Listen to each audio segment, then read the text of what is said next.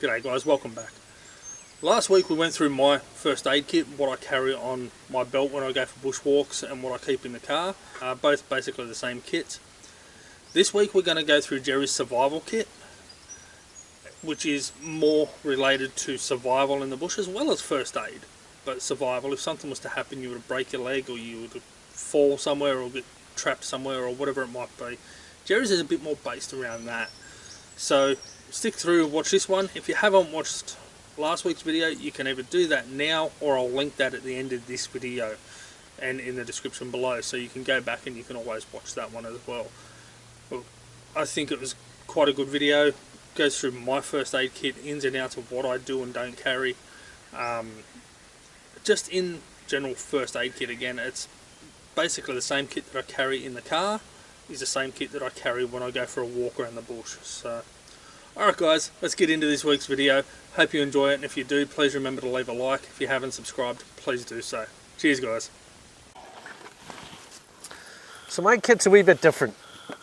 So this is, I guess you call it like a bum bag or something. Yep.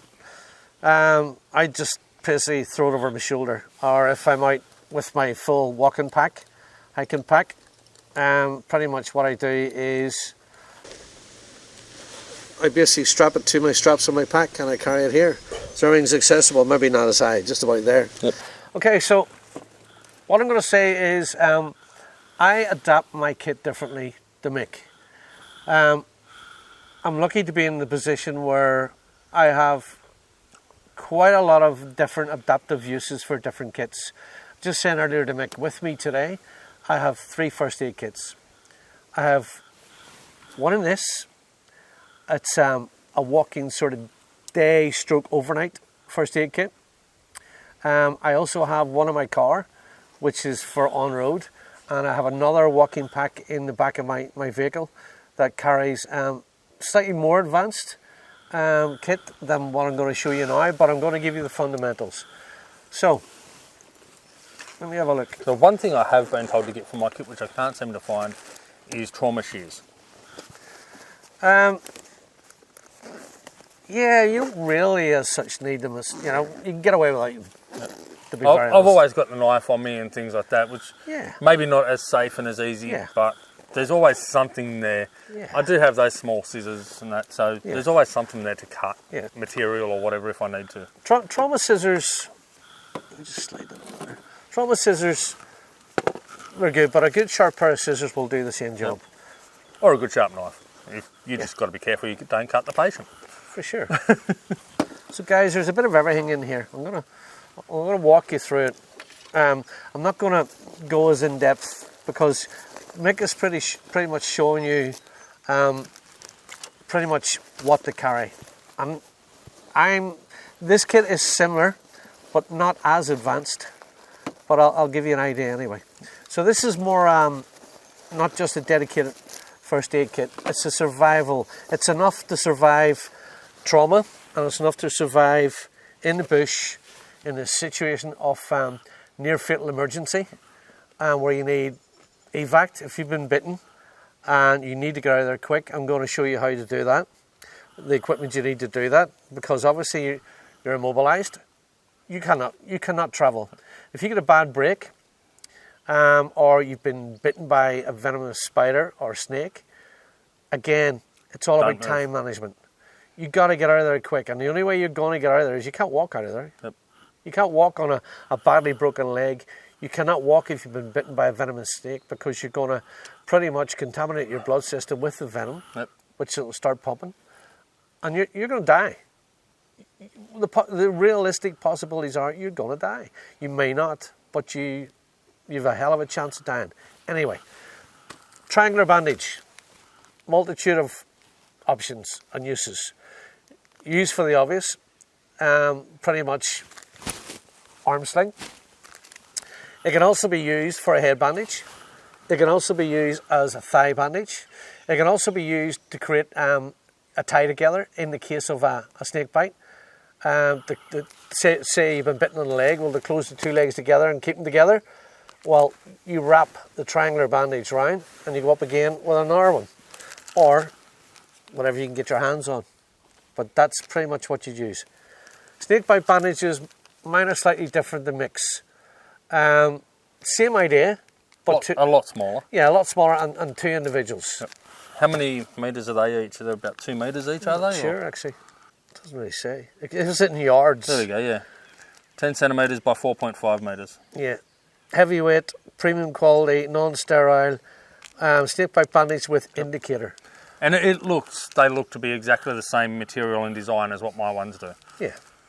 So anyway, excuse me, an emergency blanket is an essential piece of kit in the bush. If you're stranded overnight, you get lost, you have an injury, you've got to stay out there, you've got a day pack on you, you have no sleep system, no shelter, that's your survival. There's your shelter, there's your bag. It's foiled for a reason, to retain heat, to bounce the heat back in, instead of letting it disappear in the atmosphere. Yep. Essential. And you guys will actually notice in some of my more recent walking videos that I've actually got a green pouch now, an army green pouch on my belt as well. And that's the sort of stuff that I'm now keeping in there. I'm not going into that today, but that's the sort of stuff I'm keeping in there so that if I am out in the bush and I get stranded overnight or something like that, I've got some sort of shelter, I've got a way to make a fire, keep myself warm, and things like that. And along with the first aid kit, I'm pretty well going to be right there for a night or 2 out in the bush. Absolutely. And that also includes things like a compass and fire starters and stuff like that as well, to try and signal for help. So guys, I'm just going to quickly show you through my kit. So it's nothing, as I say, very technical. It's not as advanced as what Mick has. His covers a lot of situations. This one, not as much, but it's enough for me. So Lie Clear. Lie Clear is, believe it or not, a scabies cream. Now you go, what the hell? Why have you got scabies cream? It's not only a scabies cream. It's also a cream if you get a tick bite, a leech bite, any ant bite, anything like that, slap that on. Its properties, sort of infection reducing properties are major. Very good stuff. Another one, which is called Solo Sight. The Solo Sight is predominantly used for burns. And believe me, you get a lot of burns in the bush. You get sunburn, you get campfire burn, all that sort of stuff. Anything that's irritated the skin through heat, again, you could put it on your skin direct if you've chafing. Perfect. So, I'm going to briefly show you this kit. My trusty bag. So, these are spare batteries, by the way. I'll show you why I carry them in a second. Earplugs. I've actually seen people using AA batteries and aluminium foil to start fires too. Yeah, and I was going to... It shorts out and you can use it in a tinder bundle and that to actually create a spark and start a fire. Yeah, and there's 2 reasons why I carry earplugs. One for the obvious, to cut the noise down if you're in noisy situation. You don't want to hear the person next to you snoring. Yeah, pretty bad guys, I know.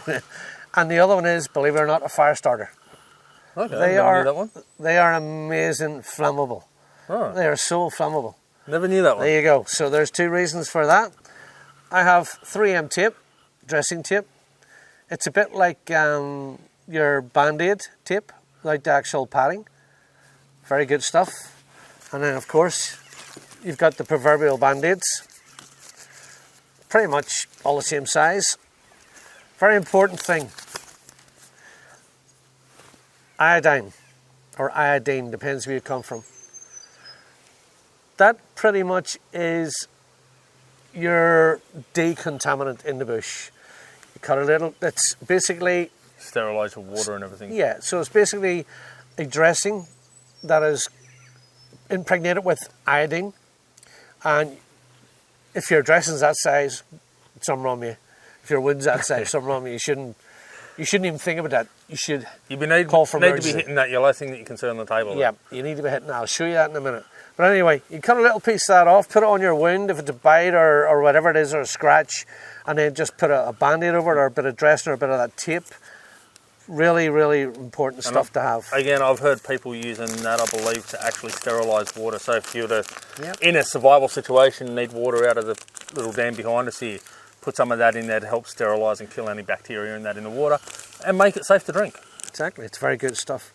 Melanin, that's another dressing. It's pretty much the same as mixed gauze dressing, the roll you had, but these are already pre-cut squares. I touched on about the whole Compeed, about the blisters and the heels and stuff. Well, this is something very similar, okay? It's called a Mayplex Border Light. Now, these dressings are waterproof. You could slap it on your heel, put your sock back on. There's enough padding in it.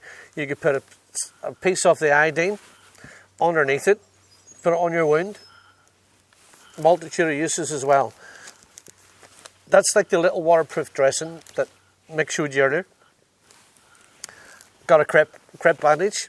So if I do come across a snake bite or get bitten myself, then I have what I showed you earlier.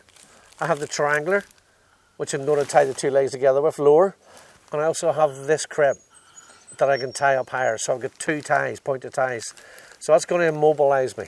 And that's another thing, that part of the reason I keep the crepe bandage in mind is when you want to sterilise that limb after being bitten by something, a snake or a spider or something, you need to immobilise that limb. So even once you've put the bandage on, you might still be able to move your knee. You can use that bandage then to actually make a splint with a stick or the splint that I've got there to immobilise it and stop it being able to move. And then that will slow the blood flow through that leg even further and therefore slow the venom getting into the rest of your body. For sure. So this here is another one of those dressings. It's another Mayplex, only a bigger dressing. So the one I showed you earlier, a bit of a difference in size. It covers different eventualities. And then Melanite, again, that's like, the pads that Mick was showing you. Waterproofed on one side to stop bodily fluids leaking through. This one is gauze, just little gauze squares, like mixed roller gauze. Again, another Melanite. Smaller gauze. And this one here is pretty much a smaller version of the iodine. It's called a jello net. Now the difference with this pretty much is like a gauze, but it's impregnated with the iodine. So it's just a slight difference in the square pad. This one actually, you can stretch it over the wound, and it'll, with the amount of iodine in it, and it's like a gel property, it will actually cling to the wound. Okay. And also pulls the wound together. So that's quite a good one to have. Again, more gauze. And then you can't go far without the old Q-tips. And even the Q-tips at the end of the day too. You pull the cotton off the end of them, strike them with your fire lighter. Use your fire starter right there. And a fire and water are the two most important things in general for survival in the bush. Yeah, for the sure. two most important things that you need. For sure. So I carry a bandana. Multitude of uses, guys. Don't need to go into it. I've started carrying one of them myself, actually. Wash your face down, clean your wound. Use as a proper bandana on your head to keep the sun off you. Goes on and on. Cover your face, dress wounds, whatever it might be. Now, essential piece of equipment in the bush. Old school. Something a lot of people probably don't have. Yeah. It's a compass. Actually, wouldn't mind a little one like that. Yeah. It actually illuminates at night as well. Yeah, nice. Yeah, it's a nice little one. So, compass. I do have one in that kit of mine. Yeah. Just not that good looking. And I need to see where I'm going in darkness or what's around me. I've got a torch. Hence the batteries. Yeah. So, yes, that's... Thank you. Forgot about them. So I got spare batteries for all these as well. And also a head torch. Now you're probably wondering, why is he carrying a torch and a head torch? Simple reason. You don't just want to rely on one. That is one of the parts, because one fails the other one, you've got to back up. But the reason being is I can free my hands up with light. I can't hold a torch if I need to work with two hands in the dark to stem the blood or whatever the case may be, or whatever, or even cooking my dinner. I have a head torch, my two hands are free. Now guys, get into some serious piece of gear. So, I have a snood as well. Okay, one of these. Also known as a neck scarf, a face shield, whatever that might be. Yeah. A lot of people use them for fishing. That's where I bought my first ones, just to keep the sun off when you're fishing and that. Yeah, they're very handy. Again, like a bandana, multitude of uses. Yep. So guys, this is a GPS navigation system. A lot smaller than my one. Yeah, it's a. I'm not going to give away. I'm not going to promote the name, but anyway, they're out there. They're readily available. You can pretty much. I'm going to teach you very quickly, 2 seconds, how to use it. Simple. You can see the name anyway. Yeah, yeah. If you zoom in, you can see it, guys. So, okay, I've just pulled up to the trailhead. Nearly said the name. Anyway, it doesn't matter. It's a Garmin. Who cares? Pull the Garmin. Mate, I got no problems mentioning names if you support the product, and that's fine by me. Exactly. So, E-Trax Garmin, okay? Pull it out. Pull up waymarks. Okay, so drop a pin. I've just dropped the pin, a digital breadcrumb from the trailhead. Off I go in the bush. Don't know where the hell I'm going, but I'm going. But I know one thing. It's going to bring me back home. Because you're leaving a digital breadcrumb trail. All the way back to where you started. Very, very essential piece of equipment. Now, if the shit hits the proverbial fan and you're in a lot of trouble, this is what you reach for. This is a very, very important piece of equipment to have in the bush. They're not cheap. If you can afford one, but definitely something. Buy one. And this is definitely something that I'm looking to get. GME, if you guys want to come to the party, I'd love your one. I'm a big fan of GME products. So the lanyard isn't just a lanyard for hanging around your neck. The lanyard tells you how to actually activate the system and how to operate it. You've also detachable, and you got a whistle built into it. So therefore you've got the audio distress, and now you've got the digital distress. So what you do is, in the event of a life-threatening situation, and that's when you use this, guys. This is not to be used just because you've hurt yourself, but you can still get up and walk. Exactly. This is something to be used if you're going to die, if there's no other option. Life-threatening situation. So, it's called a PLB, Personal Location Beacon. And how this works is, I'm not going to activate it obviously, but I'm going to show you roughly. So, I'm in trouble. I know I can't walk. I've been bitten by a snake. Time is really not on my side right now. I need to get out of here. I'm 30 miles away from civilization in the middle of the bush somewhere. Shit, what am I going to do? I don't want to die out here. Oh yeah, I've got this. So. Even 2 miles. The simple fact is you can't walk after you've been bitten by a snake or something. Or if you've had a serious break or something like that. You can't walk. This is where it comes in. Yeah. So you have a little aerial on it. Okay? So that tracks the satellites above you. And pretty much sends out a distress call when I activate it.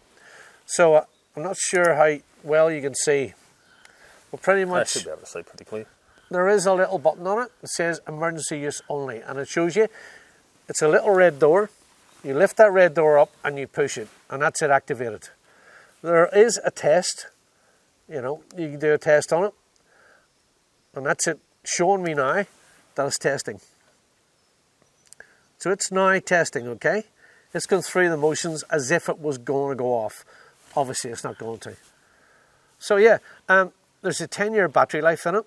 You can buy replacement batteries for it. I think they're about 60 or 70 bucks, which is not a lot of money when you're talking about seriously saving your life. Yeah, that's right. So you've activated it, you set it down, like so, and you wait. Now, what that does, that goes to a trauma centre, emergency trauma centre, which is obviously controlled by all the emergency services. When you get a PLB, you register it. And this personal location beacon is registered to me only. So if I were to kick that off, they're going to go, all right, there's his location. We know where you are. You're in the bush. There's no road access. You need an evac. Yep. They're going to send an evac in and pull me out. This is accurate to within 3 meters. So pretty much if they've landed over there, I've got the whistle I can get them to where exactly I am in 3 meters. So they're 3 meters away. Major piece of equipment, guys. Well, look, that wraps my sort of bush first aid and emergency lifeline. And the PLB is definitely something that I need to get myself.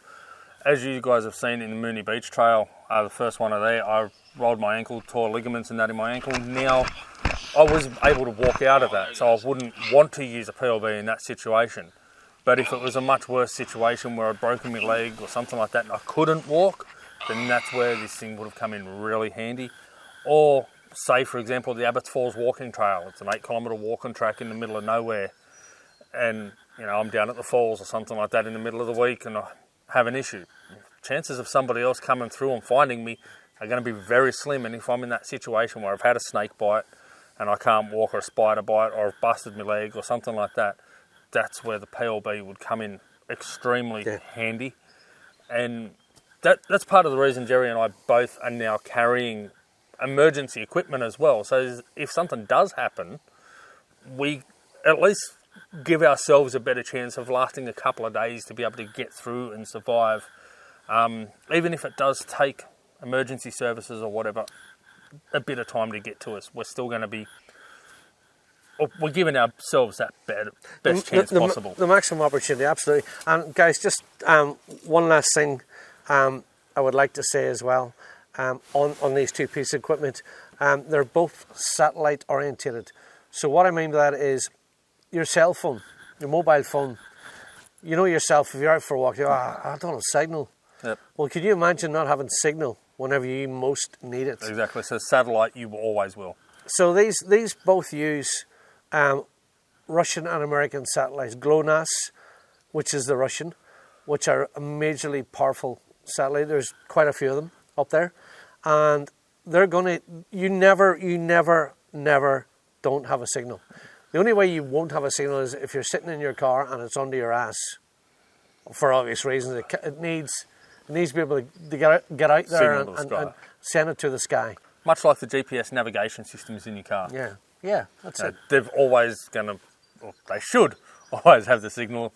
Yeah. But I think these things, especially being life-saving devices, they'll actually be more reliable and more sensitive than what a GPS navigation unit in your car will. Yeah. Especially if you've bought a VMS like I have. I mean, they're dedicated guys to, saving your life. So therefore, they're specifically tuned to certain satellites that they know that system is always going to break through to. Yep. And same with the handheld, this GPS, exact same. They use the exact same satellites. Both of them use the Russian and American satellites and so on. So therefore, your best chance of getting a signal and getting, through your message through to get you out of that situation, it's 99.9%. Yep. No doubt about it. Yep. Alrighty. Well, I hope you guys have found this one quite useful. If you're looking to do up a little first aid kit yourself, you've got some great ideas here, or even a little bug out kit like I'm doing with my belt and everything. Some great ideas. Gerry's got some great options. As I said, I'm not showing you through my little bug out bag, but many of the same sort of items with the space blankets and fire starters and compass and torches and spare batteries and things like that. I just don't have the PLB and things like that yet. But yeah, some great options. Great advice there, hopefully, for you guys on the first aid kits as well. Remember, as I said, my car one and my hiking one are basically the same, and my plan was to keep them so that I can sort of cover all bases when it comes to my first aid kit in both situations. Eventually, I would like to upgrade the car one a bit more. I definitely want to get a splint for that. Again, thanks to the guys from Survival for throwing me that one at the Sydney 4-Wheel Drive and Adventure Show. And yeah, it's something that I really think that we all need to take very serious out in the bush is our first aid. Like, even sitting back at camp, you can burn yourself, you might cut yourself trying to cut up a bit of wood or something like that. To have the correct first aid there and have the knowledge on how to use it, it's absolutely vital. So for 100%, yeah. For sure. Alrighty guys, again, I hope you have found some useful information out of this video. If you have liked it, please leave a like. If you haven't subscribed already, please do so. if you've got any comments on what we should or shouldn't have in our kits, in particular if you think something else maybe out of the square, like my little salt sachets, that might come in handy for either of us, or for anybody else there looking to do a kit, drop it in the comments and let me know. Constantly learn. You never stop learning. That's right. And like the little salt kits, I thought to myself, well, that's actually not a bad idea. I normally keep a lighter on me and a pair of pliers when I'm doing a walk for leeches. But the salt can be there too, and the salt will also sterilise wounds in that as well. So for sure, it can be used for a multitude of things. And hey, if you're cooking up something and it's a bit bland, throw a bit on there while you're at it. You can salt your sausages, guys. Yeah, that's right. So. All right, guys. Thanks for watching. Take care. Peace. And as always, I'll see you on the tracks. Cheers, guys.